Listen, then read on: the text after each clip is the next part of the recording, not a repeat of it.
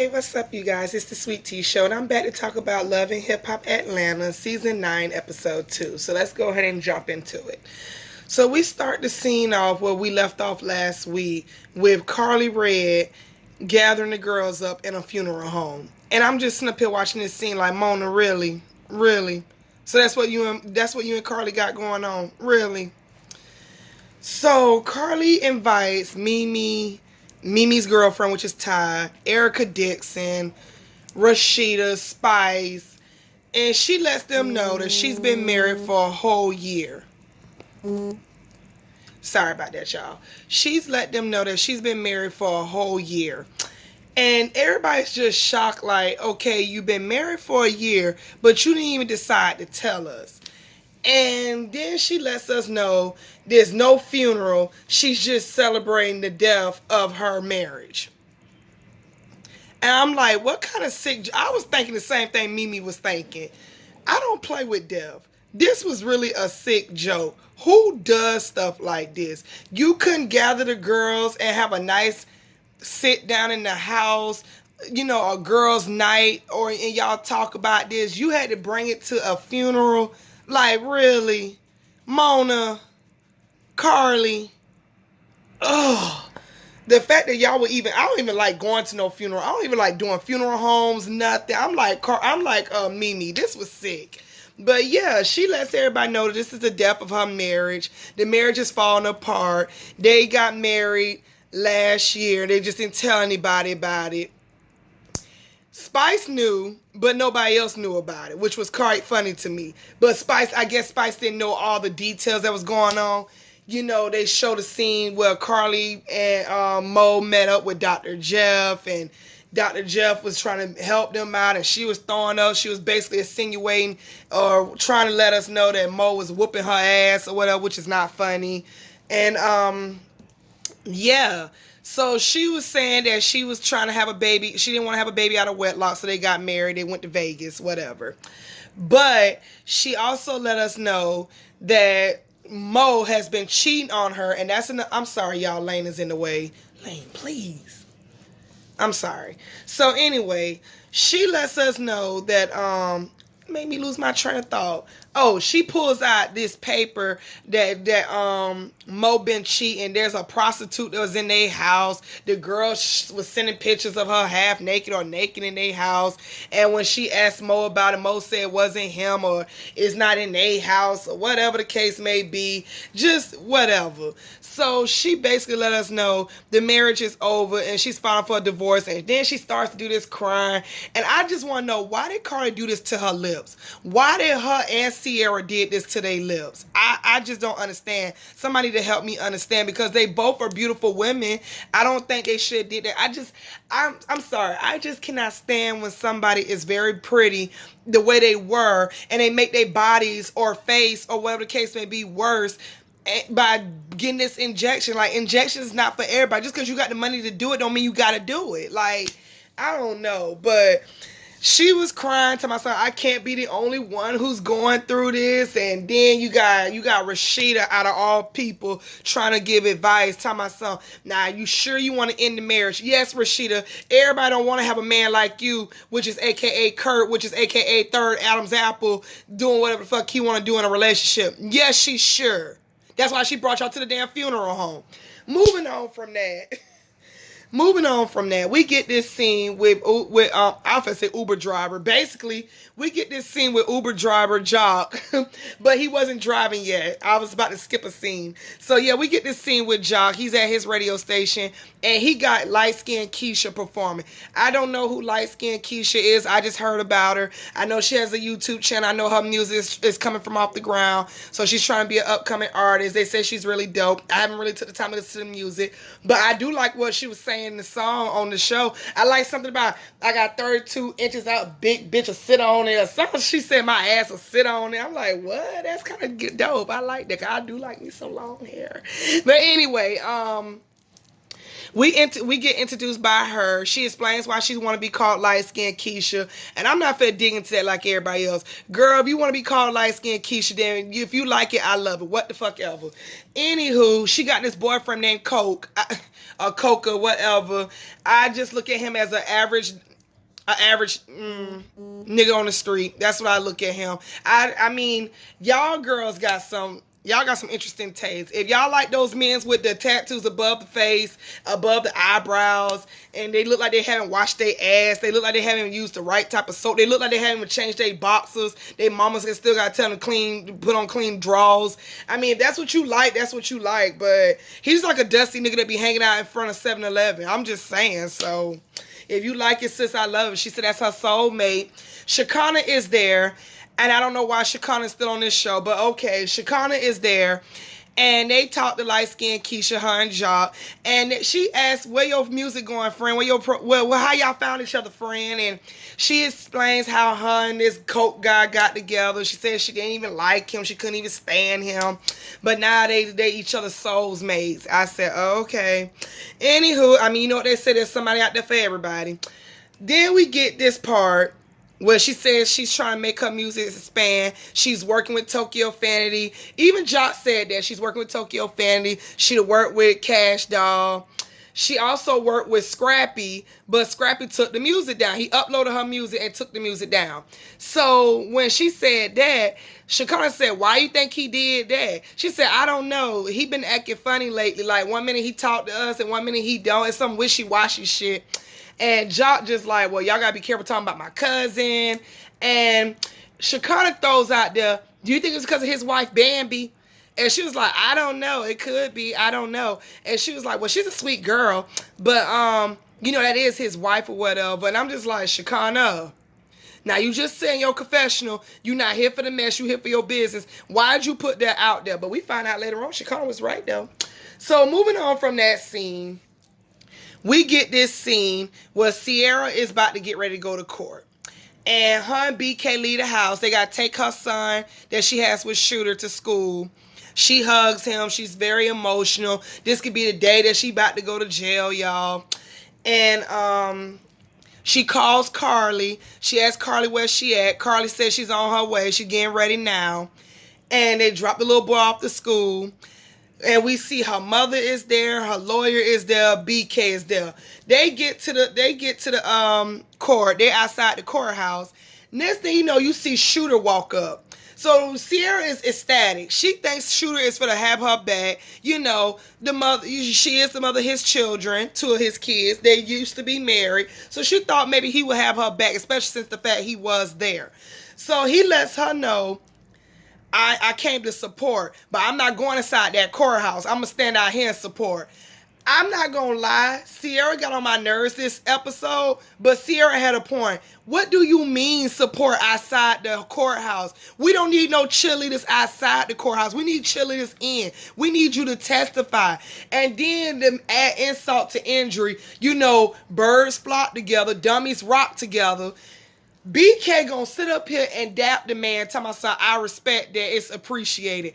How you respect that and how you appreciate it? You know why? Because Shooter's a fuckboy and so are you. And I don't know why Sierra even gave y'all both the opportunity in the day, to be honest. And I don't even know why Sierra even took you back. Sierra yelling at BK, talking, so you could be gone right along with him. How you respect that? And I agree with her. I don't need your support outside the court. I need your support on the inside. Like, sure, you can go in there and say what you got to say and get the fuck out. You ain't got to stay for nothing else. Like, you not on trial. She's on trial. Like, you know what? That just pissed me off. Typical nigga. I feel like Shooter is bitter that Sierra moved on. And that's what this is. I feel like that. And I feel like BK just dumb because, like I said, birds flock together and dummies rock together. So that's just it. So we get inside the courthouse.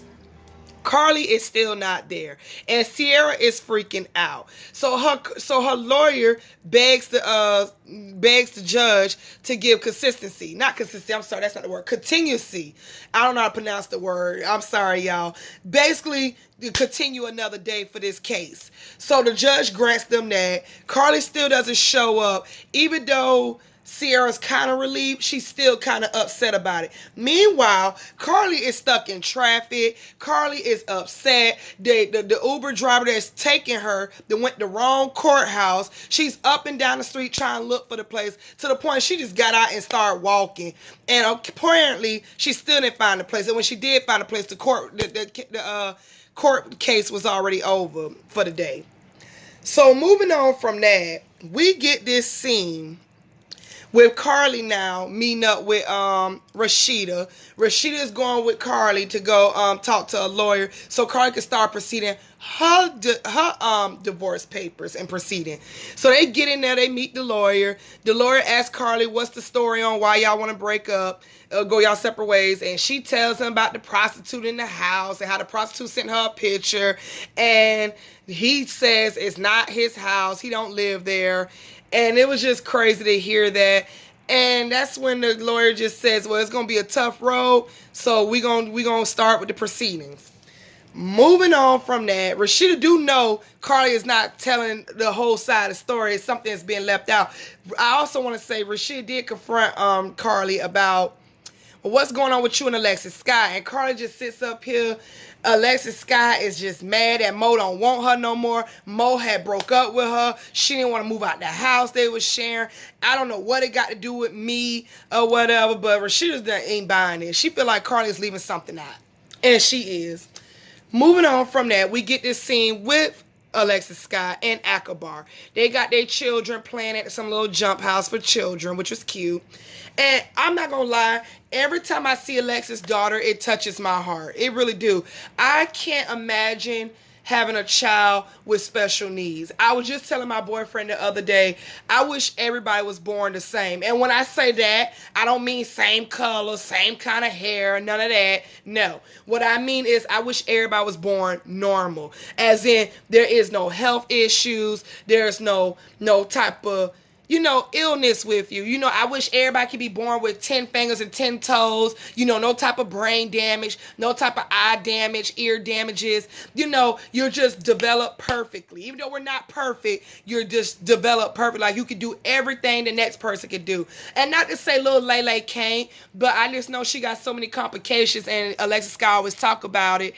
But we see her playing a little jump house, and when Akbar said, how's she doing? And she's like, look at her playing around having a good time. So I thought that was really cute.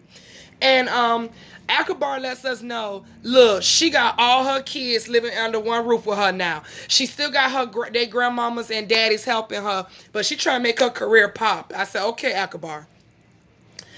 And she lets Alexis Sky knows, look, that shit you did at Kurt and Rashida anniversary party, that wasn't cool, that wasn't necessary, and that wasn't right. Why would you do that goofy shit?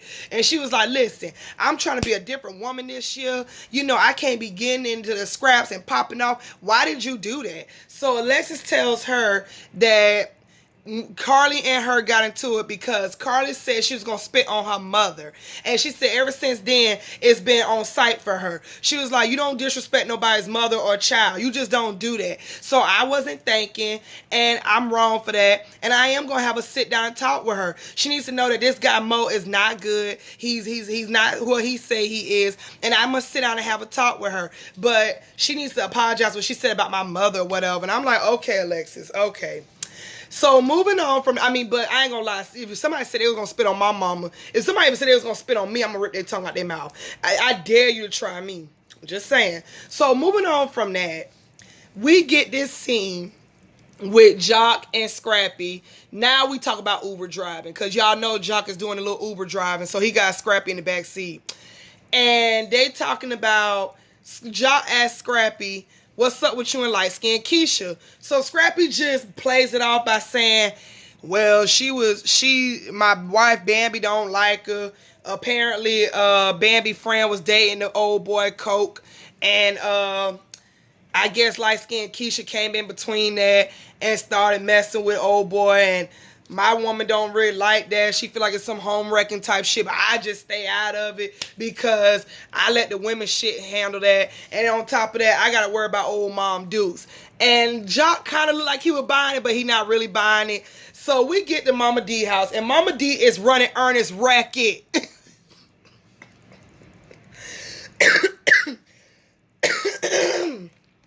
excuse me, I had to clear my throat after laughing after that. I felt Ernest's pain. She was just, Ernie, you know what a trash ad. Come on now, my body trying to heal. Ernie, get the dough. Ernie, get me some water. Ernie, fix my food. Ernie, flush the toilet. I hear it all the way in. Ernie was so glad to see Jock and Scrappy. It wasn't even funny. He was just like, good, I'm glad she got somebody in here to start bitching on and leave me alone. So they all go in the room. Jock asked her how she feeling. She said she trying, not Jock, Scrappy asked her how she feeling. She said she trying to get her strength back. And he said, how she holding up? Ernest walked out the room and said, I'm going to let y'all deal with her. So Scrappy said, you ain't been drinking nothing. She told him, no, I ain't been drinking, all this type of stuff. So Scrappy and Ernest go downstairs to talk. Meanwhile, Mama D want to talk to Jock. She tells Jock she is so tired, sick and tired of Ernest and Scrappy all on her ass about drinking. She ain't even had no drink. She just got out of surgery. And I'm just like, Mama D, yeah, they got to be on your ass. You's an alcoholic, and you the one on the show talking about some surgery this and surgery that, and yo down there exploded, so your arteries exploded. So yeah, you damn right they're gonna be on your ass. That's what happens when people have an addiction. They don't like for nobody to be on their ass, but little do they know people are trying to help you, sis. So Ernest and Scrappy is down there talking. And they just talking about how she got a real alcohol problem. She been an alcohol. You know, they not trying to have her die from this. They not trying to have her have alcohol poisoning. So they gonna do whatever they got to do to keep her away from drinking. She tells Jock upstairs she gonna throw Scrappy a surprise party. Well, I feel like this. It don't need to be no drinks at that surprise party. Strictly Kool-Aid soda and High C. Moving on from that scene. We get this scene with Sierra and Bambi. They looking for an outfit for Sierra to wear because she wants to throw a little party because she didn't go to jail. People throw a party for every damn thing. Girl, you weren't even in the courthouse for 5 minutes, look like it. Anyway, she tells Bambi she wants a cute outfit to celebrate her freedom. And Bambi and her get to talking about who she all invited. She invited Tokyo, but Tokyo gonna be working with light-skinned Keisha. And Bambi said, light-skinned who? And she said, light-skinned Keisha. Bambi said, I don't like her. She said, oh, what's up with her? Oh, she was messing with my friend, dude. And that's some city girls type shit. I don't fuck with girls like that. I'm all about girl code. I'm like, all right, Bambi, that's what your storyline gonna be this season. All right, sis. I'd rather for you to just be a good wife and a good mother and help Scrappy through his mama drama than to be arguing with some bitch about somebody who she dating now. And oh my God. And Bambi even says she don't even know the girl. So why are we... Anyway, I guess people do anything when they on TV. Anyway, Sierra tells Bambi how Carly wasn't there. She never showed up to the no, she showed up late to court, and that bothers her. And Bambi just tells her, you know, Carly been acting very weird lately. She got a lot going on. At the Kurt and Rashida thing, there's been drinks thrown around. So I don't know. Her assistant, Sierra's assistant, feels like Carly shouldn't even go to the party. But of course Sierra wants her to be there because she wants to start some mess. Moving on from that, we get this scene with Carly in the gym boxing. That's where her and Alexis Sky meet up. And I'm like, why? Y'all not gonna box each other, so why? They meet up together and they just talk about how Mo did this to see what's that girl name? Alexis Sky. She says Mo is bad. Mo and her used to hang around. He tried to stalk her when she was pregnant. She never did anything with him. He just spent lots of racks on her and took on her own trips. She said he got real close to my family. They did a truck business. He never gave my family their money. He stole from them, and that's why they did what they did. So Carly explains her side story. She said, well, me and my man was in the mall shopping, buying Gucci and Louis Vuitton and all this fake shit they had got on. And Carly says that when they got outside the mall, 2 men jumped and beat up Mo, and one put a gun to her head and said, give me all your bags. So I guess this was Alexis people who did this to them. Alexis says, I don't know anything about no gun to the head. I don't know anything about that. I will definitely talk to my people about that. And I'm sorry that happened to you. And Carly, you is older than me, and you deserve a lot better or whatever than Mo. Mo is a very sick individual, and you deserve better. I'm like, okay, well, at least we resolved that. So there won't be no boxing in the gym. Moving on from that, we get this scene where it is Ciara's party. And Ciara is still whining and hooting and hollering about Carly wasn't there for that for that court case. She's telling Rashida, and Rashida all in the confession about so that's messed up. She didn't do that, but she is going through her own issues. You know, Rashida was getting on my nerves too. She was playing both sides. I mean, I get both of them your friends, but it's just like, I wouldn't even comment on that. I would have been like, well, y'all need to talk that out. Y'all need to figure out what was going on with y'all. That's how I would have kept it. I wouldn't have been like, oh, that's messed up. You know, why would Carly do something mess like that in front of Ciara? But then in your confessional, you're sitting up here talking about, oh, you know what, that's messed up. But Carly is going through her mess. So Carly walks in. She says hello to everybody. Ciara said, what's up, friend? And she was like, Carly, you know, you really hurt me. You didn't show up to that court case. And Carly explains to her, listen, you gave me the wrong direction, Ciara. You said C to B and D, and come to find out you was at 3D. I got lost. I kept calling your phone, and you couldn't answer, of course, because you was already in the court case. You was already in the court. So that's what had happened. Notice when Carly was telling her side of the story, Ciara didn't deny it one bit. She just, look, you wasn't there, and you supposed to be my friend. You supposed to help me out. Then Carly throws in there, well, you're not being a friend to me. Every time I have events, you're never there. Carly, don't you dare make this about me. I'm finna walk off before I catch another case. So she walks off, and Rashida and Carly talks. Carly tells Rashida how Ciara been taking pictures with Stevie J, living her best life. It's all on Instagram. Bambi over there instigating, telling Ciara, look, they over there still talking about you. Now she talking Rashida era. And then that's when Duck Lips Ciara talking about I can read her lips. I guess so. Duck Lips and Duck Lips can read each other. So she goes back over there confronting Carly at her own party. I don't know why Ciara wanted to ruin her own part, but okay, sis. So she sits up here. I see you talking about me. First and foremost, me and Stevie J got the same lawyer, and we had to link up at the courthouse. That's why we was taking pictures. Then it goes back and forth how they weren't a real friend to one another, and she told Carly to leave. Carly didn't want to leave. Next thing I know, Ciara just five-finger mushed the hell out of Carly. And a fight breaks out. Then next thing you know, security guards break it up, and we see Ciara just yank Carly's hair. And I'm just like, yeah, y'all not friends. Y'all not friends. It should not jump to this. Keep in mind, why they over there fighting, her lawyer, Ciara's lawyer is right there by BK. BK doing like this, shaking his head. The lawyer says, this the world y'all live in. I said, exactly. Girl, Ciara, you over here trying to prove to people that you're not a violent person. You didn't attack nobody, but you over here attacking your friend. And now your lawyer witnessing this. That was Love and Hip Hop, y'all. Thank y'all for watching this episode. Thank you for clicking on my video and watching it. I will be doing Miami in a few more minutes. I have to let my kids talk to their dad. Y'all know I record these videos on my phone. So once they get done talking to his ass, I'll be doing Miami. But thank you guys. Like, comment, and subscribe, and I'll catch you guys later. Bye.